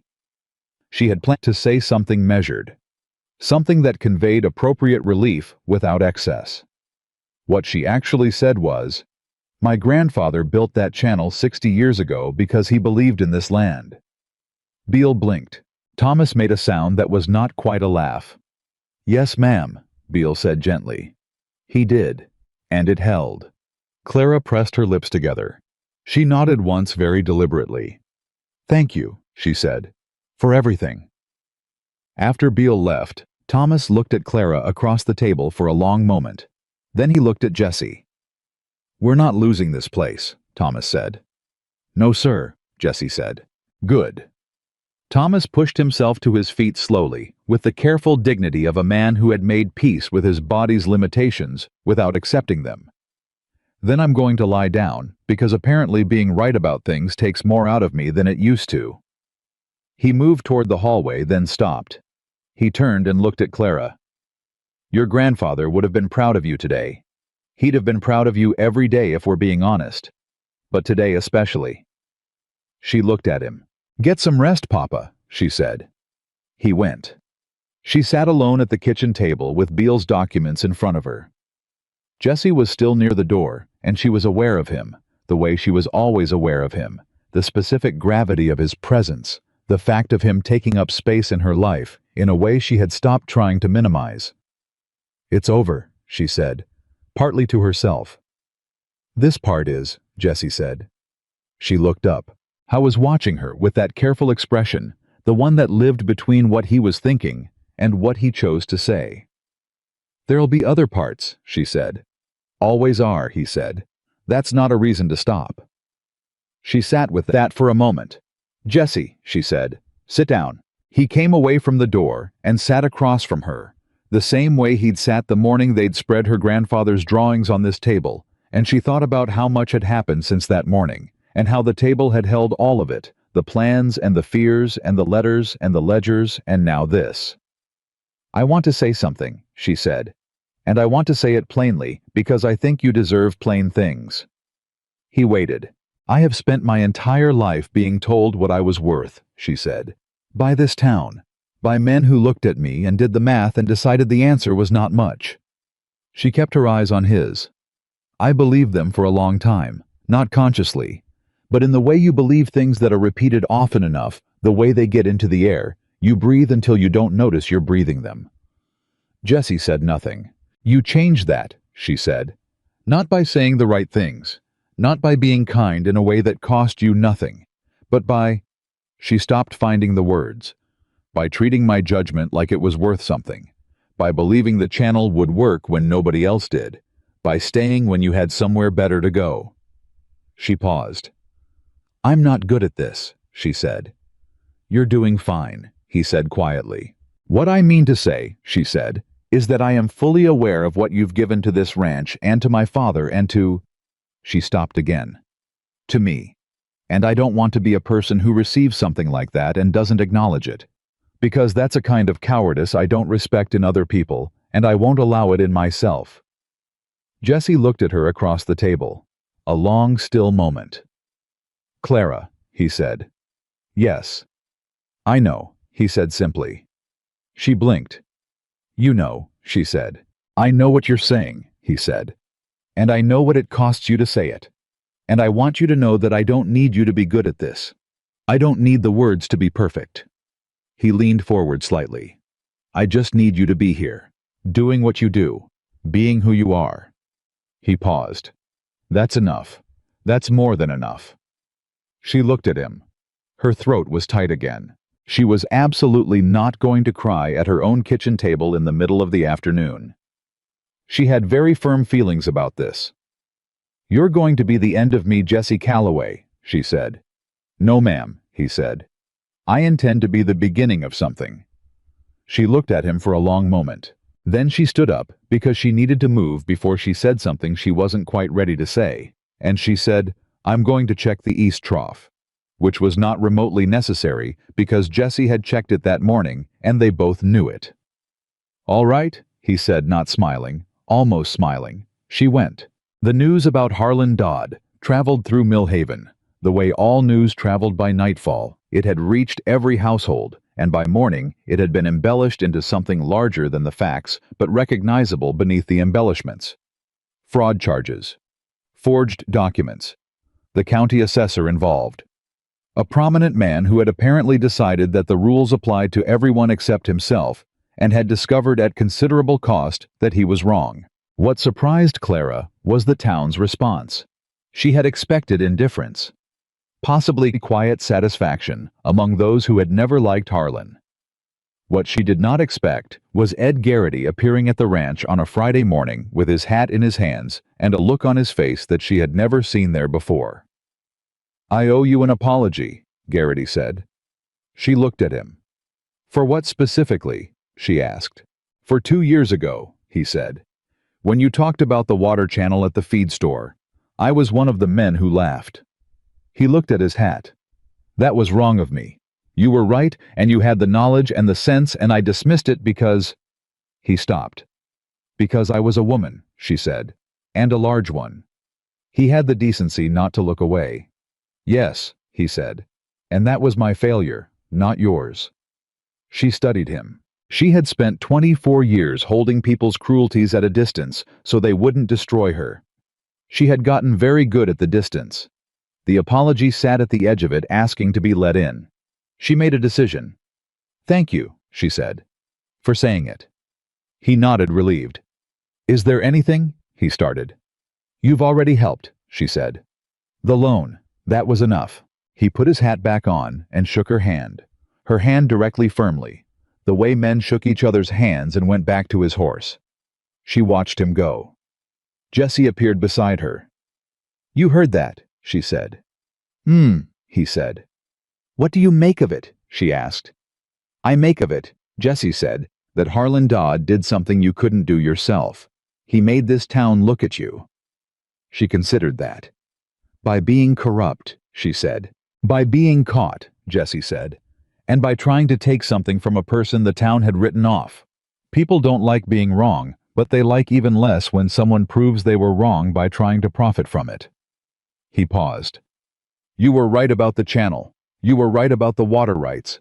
You handled Harlan better than anyone in this county has ever handled him. People noticed that. They were just waiting for permission to say so." She was quiet. "I don't need their permission," she said. "No," he said. "But you might let them give it anyway. It doesn't cost you anything, and it might mean something to them." She looked at him sideways.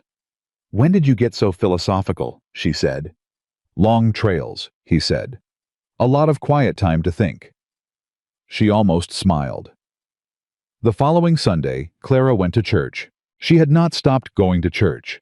She had never stopped, but she had developed the habit of arriving exactly on time and leaving immediately after, minimizing the social territory before and after the service, where most of the town's cruelties had historically been delivered.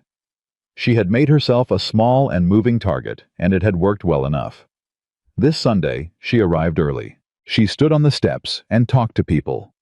Not performing, she was not built for performance, but present in a way she had not allowed herself to be in years. She answered questions about the channel system. She spoke to Pete Cavanaugh's wife, who had sent the preserved peaches, and thanked her directly.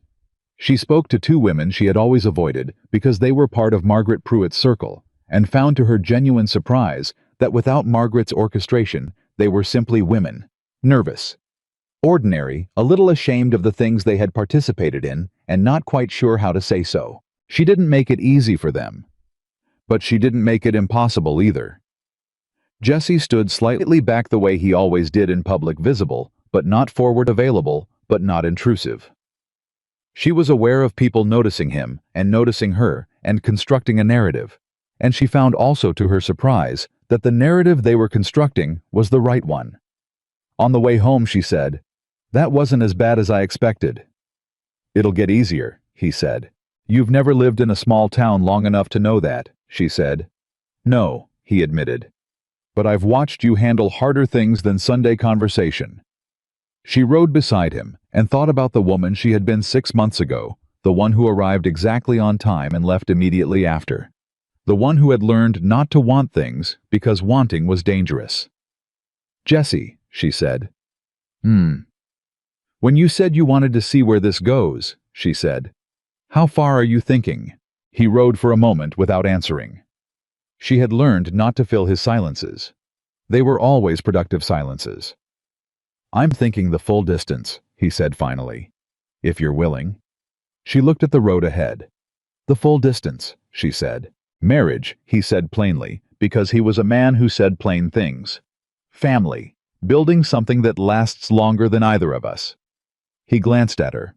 I'm not asking yet. I want to do it properly when the time is right. But I'm not a man who talks around what he means, and I don't want you to be unsure of my intentions. She was quiet for a long moment. The horses walked. The Texas afternoon spread out around them, enormous and indifferent and beautiful. I'm not unsure, she said. He looked at her. No, he said. No, she said. I'm terrified. That's different from unsure. What are you terrified of? He said. She thought about how to answer that honestly. That I'll wake up one morning, she said slowly, and find out I misread the whole thing. That what looked like what felt like love was actually something smaller. Gratitude or proximity, or just the relief of having someone in your corner when things are hard. She paused. That I wanted it so much that I invented it. Jesse stopped his horse. She stopped hers. He looked at her across the small distance between them. Clara Whitmore, he said. I did not come to this ranch for gratitude. I did not stay for proximity. And I did not turn down a better-paying job in Colorado, because things were hard and you needed someone in your corner. He held her gaze with that steady, unperformed certainty that was the most recognizable thing about him. I stayed because you are the most remarkable person I have ever met. And because somewhere in the middle of a drought and a broken fence and a 60-year-old water channel, I fell in love with you. Not with the idea of you. With you. The actual, specific, stubborn, brilliant, frightening woman in front of me right now. She did not say anything, because there was nothing to say. There was only the road, and the afternoon, and the sound of the horses, and Jesse's face, which was completely open in a way she had rarely seen from him. All of it right there on the surface, offered without protection. She thought, he means it. She thought, he has always meant it. She thought, I have been so afraid for so long that I almost missed this. Jesse, she said. Yes. I love you too, she said. Not dramatically. Not with her voice breaking. Just plainly in the way he said plain things, because that was what he deserved, and because it was true, and had been true for longer than she had admitted it. He looked at her. Something moved across his face that she had no word for. Not surprise because he had believed it, but something that looked like a man setting down something very heavy that he had carried a long distance. All right, he said. All right, she agreed. They rode home. They did not gallop. They did not race.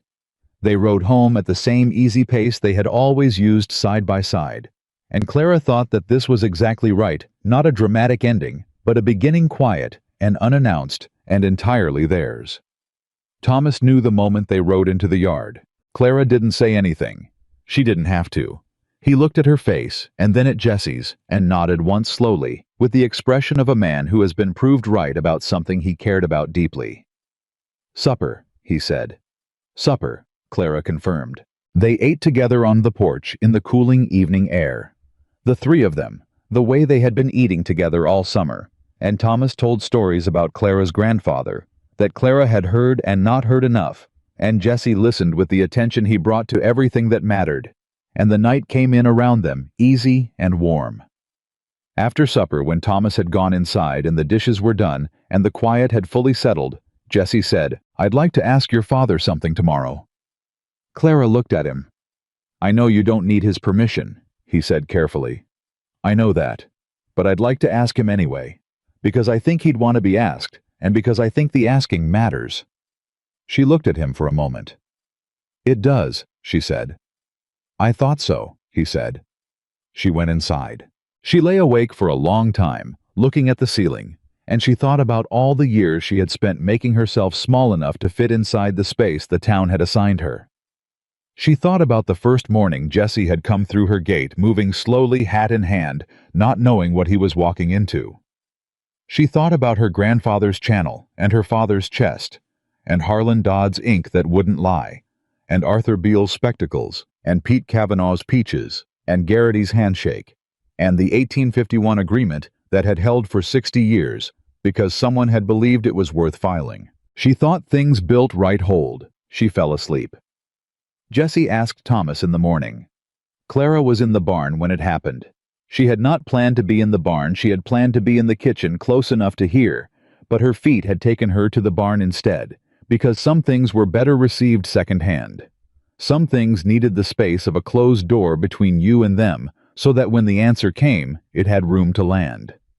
She waited. 10 minutes. 15. She was resetting a bolt on the gate latch.